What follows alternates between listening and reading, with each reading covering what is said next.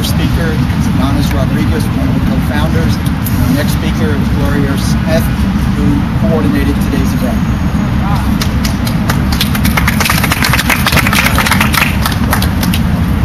This is one of those press conferences that I'm so happy first that we are here because we say that we are here to defend 10 limit.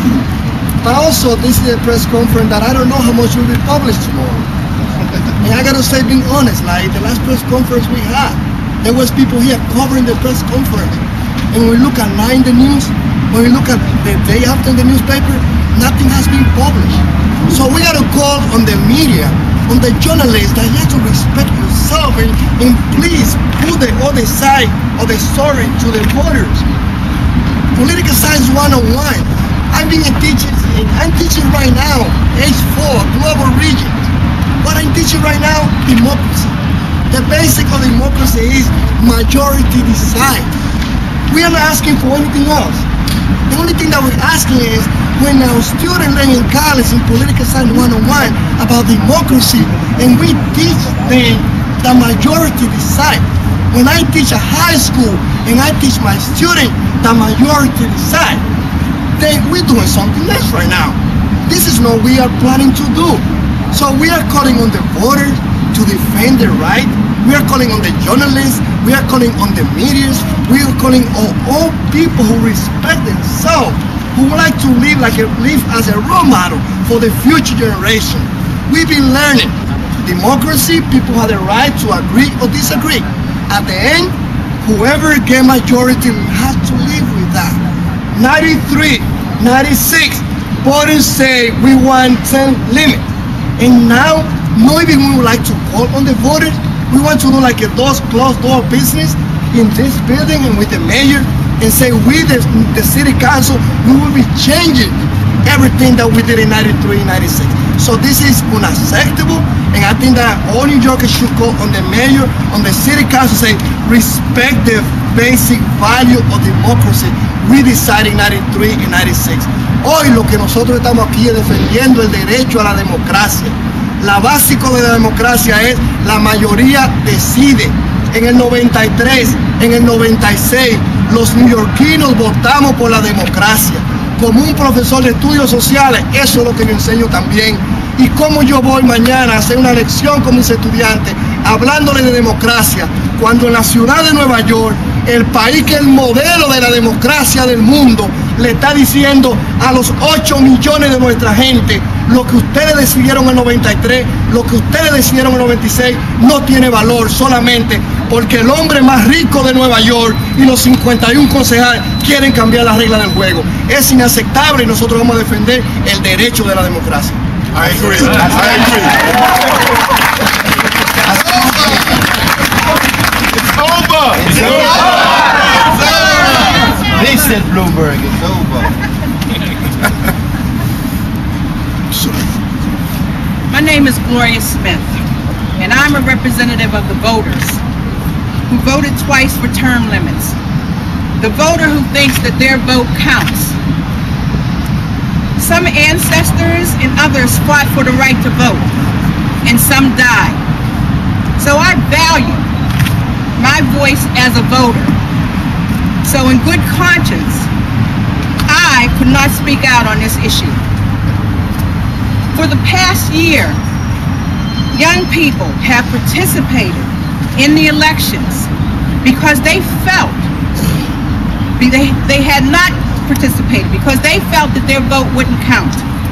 They say, why should I vote? They're going to do what they want to anyway. And you always had the cynics who felt the same way, and they didn't participate.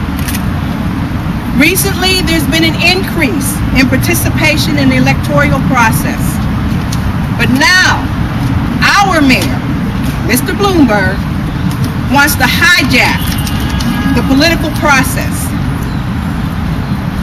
That politicians will do whatever they want. They are therefore proving the cynics right, despite the voice of the voters. Allowing the mayor and the city council to override the term limits law is disrespectful to the voters and undermines the citizens' faith in the electoral process. The City Council intends to rubber stamp the mayor's scheme to extend their terms and those of the other incumbents. What our City Council should have said to the mayor is to let the voters decide. Let there be a referendum. So, the City Council,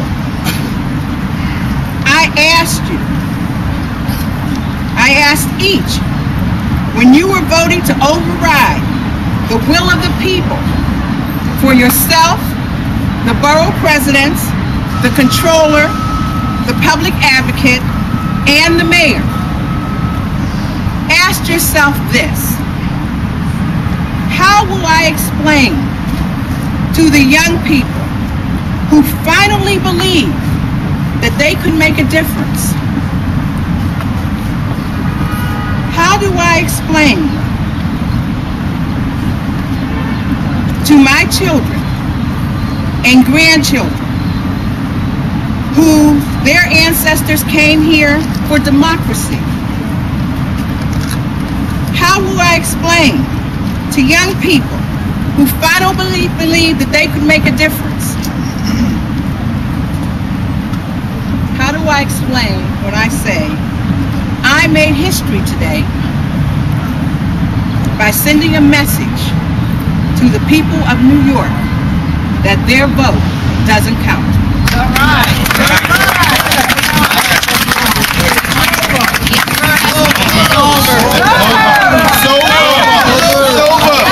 Mayor Bloomberg, it's over. Following our theme of people from around the city, our next two speakers, Phil DiPaolo, community leader in Williamsburg, Brooklyn. Speaker Nagasaki from the Coalition to Preserve Chinatown, and Alan Roscoff, longtime gay activist and president of the Jim Bowles Democratic Club. 2 minutes each. Good morning, everyone. My name is Philip DiPaolo. I'm a member of the People Have Spoken Coalition, and I'm also the president of the New York Community Council. My statement is a play on words, and I'll explain when I'm done. Mayor Bloomberg has now made it clear that he wants to extend his term of office. This is a terrible idea. New York City has never postponed the transfer of power because the public was convinced it could not get along without the current incumbent. The very concept goes against the most basic of American convictions, that we live in a nation governed by rule of law. To suggest that the city would be incapable of getting along without Mayor Bloomberg undermines New York's sense of self-sufficiency and normality. The truth is, no one is indispensable. And history suggests that the worst time to change the election rules is right before an election, in a time of crisis. The mayor should begin working immediately to bring his potential successors up to speed. The best way for Mayor Bloomberg to help New York City is not by retaining power, but by giving it up and offering his advice to the next mayor. The best way for Mayor Bloomberg to serve the city and his own political legacy is to step down on schedule. The orderly political process must continue until the public can decide the future of term limits. Now, what I just read, I'd like to take credit for, but I didn't write this. All I did was take a New York Times editorial dated September 20th, 2001.